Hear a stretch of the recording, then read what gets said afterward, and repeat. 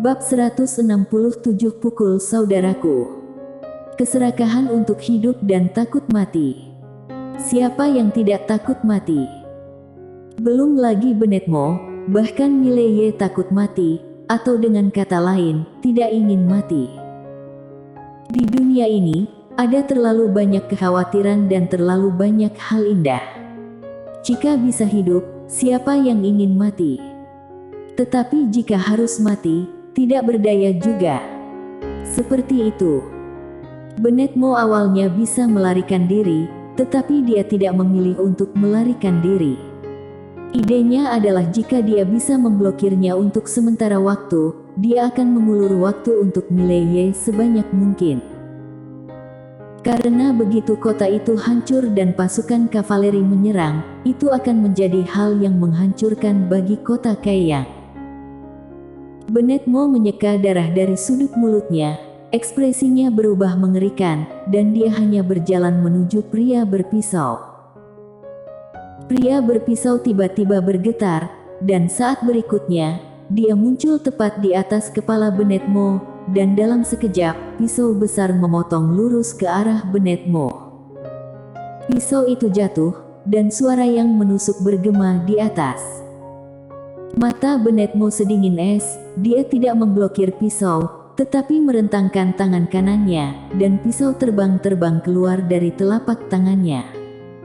Blokir pisau. Dia tahu betul bahwa dia tidak bisa menghentikannya.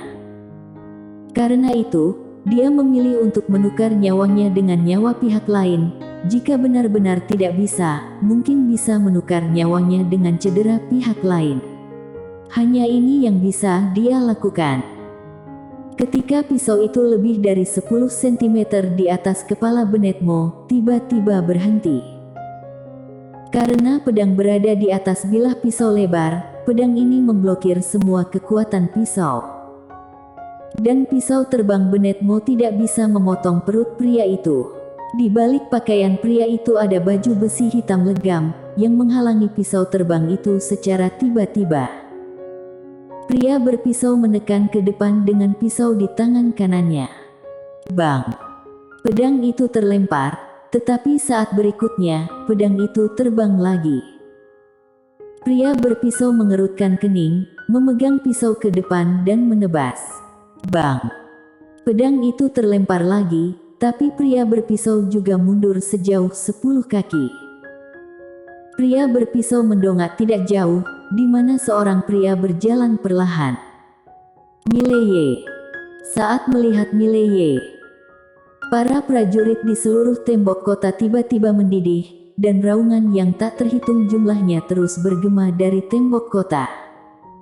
Semangat meroket. Dan Nadia Jiang, yang berkelahi dengan orang lain, juga memiliki senyum di wajahnya yang berlumuran darah setelah melihat Mileye yang akan datang. Dia datang.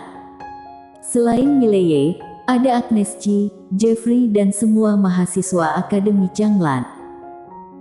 Para siswa ini telah bergegas ke tembok kota untuk bertarung dengan Master Alam Kehampaan Negara Chu. Prajurit biasa memang tidak bisa mengalahkan Master Alam Kehampaan ini, tapi mahasiswa Akademi Changlan tidak gentar. Di antara mereka yang paling rendah adalah Alam Kehampaan.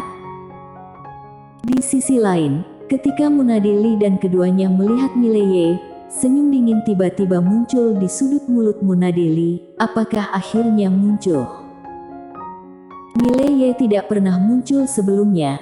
Dia masih sedikit khawatir. Tidak khawatir tentang pelarian Mileye, tetapi khawatir tentang Mileye melakukan hal-hal lain. Di sampingnya, Ketua Dunia Kegelapan bertanya, "Tembak."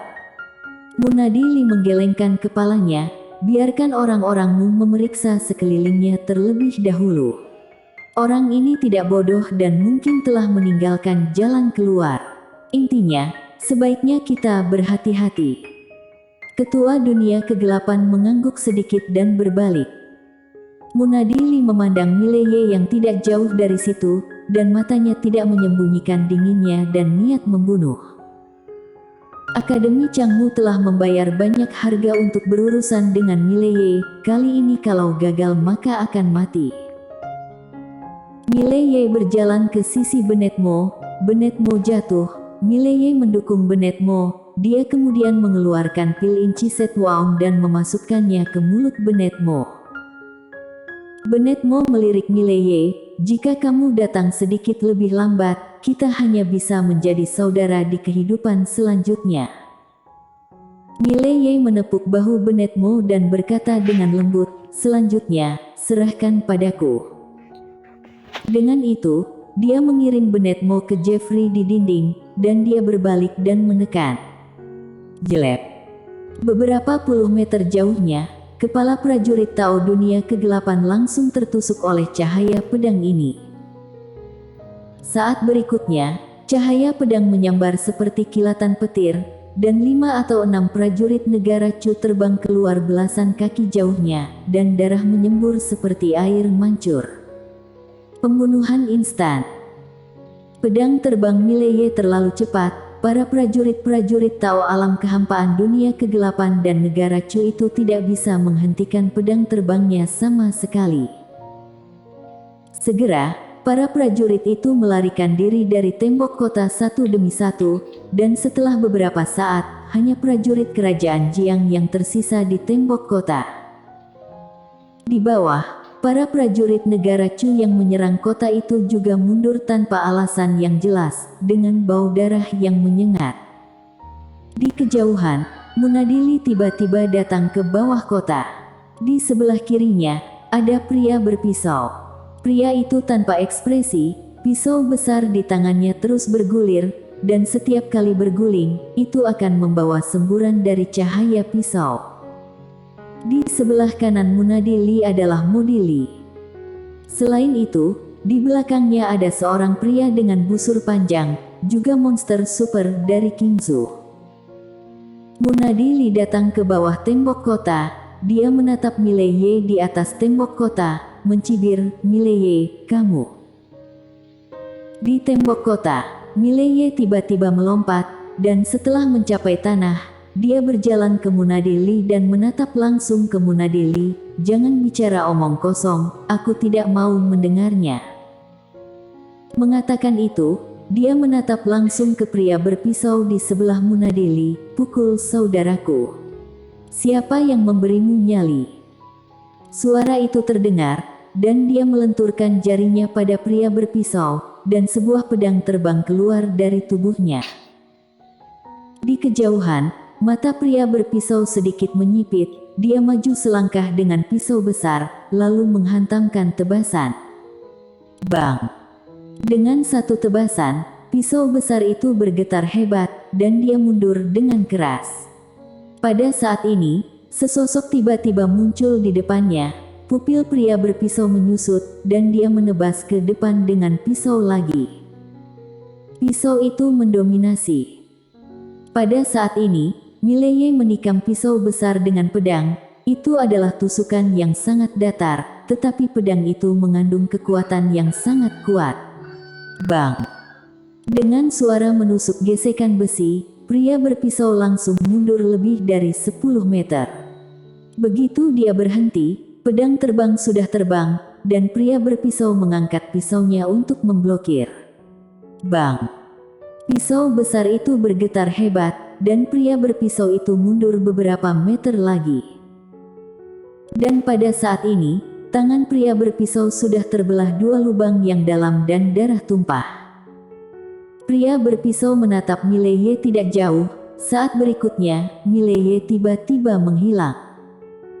Jurus satu pedang menentukan hidup dan mati. Ketika dia merasakan kengerian pedang ini, wajah pria berpisau sangat berubah. Pada saat ini, dia tidak berani menahan tenaga sedikit pun.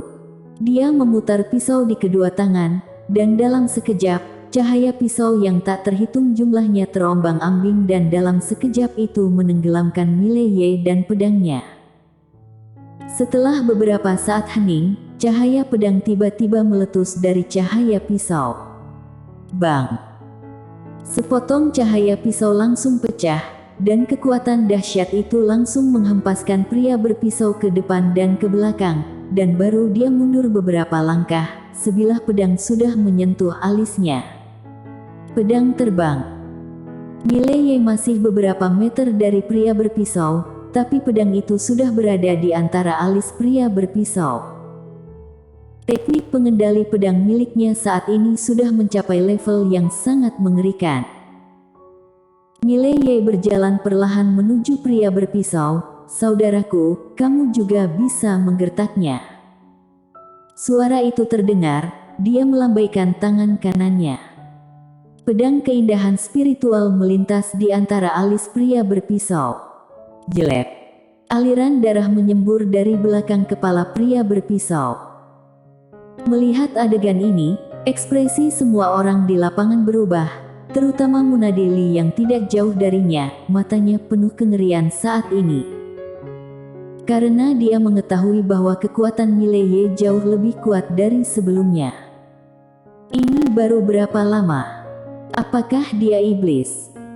Munadili memandang Mileye, dan pada saat ini, dia akhirnya panik. Kekuatan Mileye tumbuh terlalu cepat. Dia harus mengakui bahwa jika ini terus berlanjut, Mileye mungkin mencapai master pedang dalam waktu 3 tahun, dan itu bahkan tidak akan memakan waktu 3 tahun. Ini mengerikan. Memikirkan ini, Munadili menjadi semakin bertekad dalam pikirannya. Mileye harus mati. Pada saat ini, memohon damai. Itu tidak mungkin. Munadili memandang ketua dunia kegelapan di sampingnya, siap kapan saja. Ketua dunia kegelapan sedikit mengangguk dan menghilang dengan tenang. Di kejauhan, Mileye berjalan ke tubuh pria berpisau. Dia bergerak dengan tangan kanannya, dan parang di tanah muncul di tangannya. Senjata spiritual alam eksplisit tingkat atas. Pisau besar ini dapat dijual setidaknya seharga 150 juta koin emas, atau bahkan lebih. Sudut mulut Mileye berkedut sedikit. Ini adalah kekayaan yang cukup besar. Meskipun itu bukan pedang, dia bisa menukarnya dengan pedang alam eksplisit. Setelah menyimpan pisau itu, ia bergerak dengan tangan kanannya, dan cincin penyimpanan di jari pria berpisau melayang ke tangannya. Ada lebih dari 100 juta koin emas di dalam cincin penyimpanan, lebih dari 200.000 batu spiritual kualitas super, dan banyak hal lain-lain. Namun, ada beberapa hal baik, tetapi tidak buruk, dan dapat ditukar dengan lebih dari 10 juta koin emas. Mileye menyimpan cincin penyimpanan dan menghadap mayat di tanah. Semakin monster super, semakin banyak uang yang dimilikinya. Setelah dipikir-pikir, jika seseorang membunuhnya, pihak lain juga bisa mendapatkan banyak kekayaan. Di dunia yang kejam ini, membunuh orang dan merampas selalu merupakan cara tercepat untuk menghasilkan banyak uang. Seakan memikirkan sesuatu, Mileye menoleh ke arah Modili yang tidak jauh dari sana. Mata Modili sedikit menyipit dan tangan kanannya memegang tombak dengan erat. Mileye berjalan perlahan menuju Modili, dan Modili menatap Mileye. "Aku akan pergi dan aku tidak pernah melangkah ke kerajaan Jiang selama setengah langkah." Mileye berhenti, dan Modili berkata lagi, "Aku tidak pernah membunuh temanmu." Mengatakan itu, dia melenturkan jarinya, dan sebuah cincin terbang di depan Mileye. Mileye meliriknya, dan ada 200 juta koin emas di dalamnya. 200 juta. Modili menatap Mileye, "Aku datang hanya untuk mencari uang, dan aku tidak dendam padamu. Bagaimana kalau dengan cincin penyimpanan ini untuk mengakhiri semua keluhan antara kau dan aku?" Mileye bertanya, "Mengapa?" Modili berkata, "Ini sudah tidak layak lagi, mungkin sudah terlambat untuk mundur sekarang, tentu saja, itu tergantung niatmu." Mileye menyimpan cincin penyimpanan, "Pergilah." Faktanya, jika Modili melarikan diri ke antara prajurit Chu, Mileye tidak akan berdaya. Lagi pula, dia belum mencapai level 1 orang melawan pasukan 100.000 orang. Pihak lain melakukan ini, pada kenyataannya, dia ingin menyelesaikan keluhan dan tidak ingin dia mendendam pihak lain dan keluarga pihak lain di masa depan. Seperti yang dikatakan Modili, akhiri semua keluhan. Modili menatap Mileye dalam-dalam, lalu berbalik untuk pergi. Tidak jauh dari sana, Munadili tiba-tiba dengan sinis berkata, calon kepala keluarga dari keluarga pertama di Qingzhou baru saja mengaku kalah. Modili melirik Munadili, akui kekalahan. Ya, aku mengaku kalah, aku memang tidak bisa mengalahkannya. Tidak apa-apa untuk mengenali kekuatanmu sendiri. Suara itu terdengar, dan tombak panjang di tangannya tiba-tiba bergetar hebat, mengeluarkan suara tombak. Melihat adegan ini, wajah Munadili langsung menjadi jelek. Terobosan suasana hati. Modili juga tercengang, detik berikutnya dia tertawa terbahak-bahak, ternyata begitu, oh. Haha, Mileye, lain kali bertemu di benua Dewa Dataran Tengah, aku pasti akan mencarimu untuk bertarung.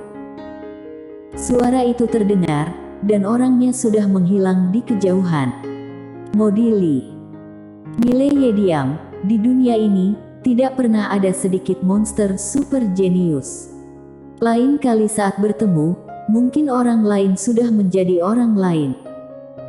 Pada saat ini, bumi tiba-tiba bergetar. Semua orang di lapangan tercengang. Saat berikutnya, semua orang melihat ke kejauhan. Di ujung garis pandang, sekelompok kavaleri bergegas maju.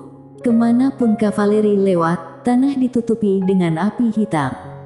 Prajurit api hitam. Melihat pemandangan ini, semua prajurit kerajaan Jiang di kota Kaiyang menjadi pucat. Begitu prajurit api hitam maju, siapa yang akan mampu bersaing? Bersambung.